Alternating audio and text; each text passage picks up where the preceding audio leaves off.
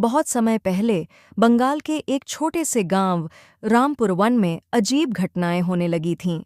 गांव के लोग कहते थे कि जब चांदनी रात होती है और आसमान साफ रहता है, तब एक औरत लाल साड़ी में लंबे बालों के साथ गांव के बाहर वाले बरगद के पेड़ के पास दिखाई देती है। वह औरत कोई आम इंसान नहीं थी, वह थी साकचुन्नी। पुराने लोग बताते थे कि करीब 100 साल पहले उसी गांव में एक विधवा औरत रहती थी। उसका नाम था शांति। उसका पति एक जवान उम्र में ही मर गया था और समाज ने उसे अकेला छोड़ दिया था। उसे मंदिर में घुसने नहीं दिया जाता, लोग उसकी परछाई से भी डरते थे। धीरे धीरे वह मानसिक रूप से टूट गई और एक दिन गांव वालों ने उसे डायन कहकर गांव के बाहर खदेड़ दिया। उसी दिन से शांति लापता हो गई, किसी ने उसे दोबारा नहीं देखा। कुछ साल बाद उसी बरगद के पेड़ के नीचे एक औरत की लाश मिली, लाल साड़ी में। कोई नहीं जानता वो कौन थी, लेकिन लोगों ने मान लिया कि वही शांति थी। तब से उस जगह को अनसाक चुन्नी वाला पेड़ कान कहा जाने लगा। एक बार गांव में नया स्कूल बना।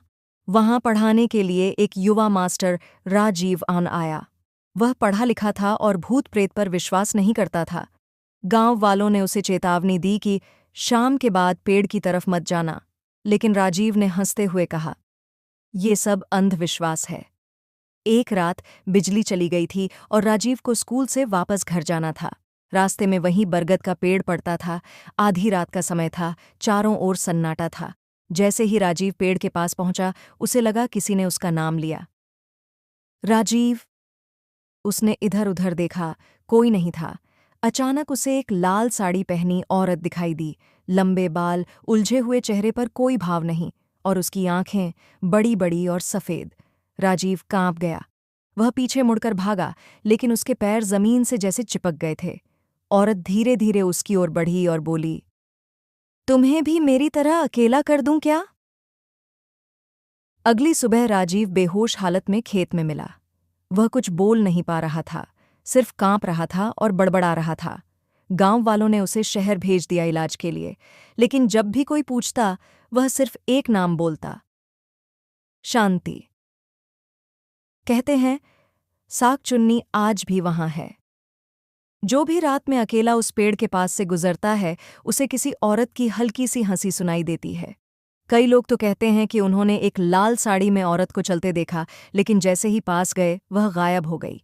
कुछ कहते हैं कि जब तक उस बेचारी की आत्मा को शांति नहीं मिलती, तब तक वह हर उस इंसान को डराती रहेगी जो दूसरों को अकेला छोड़ देता है।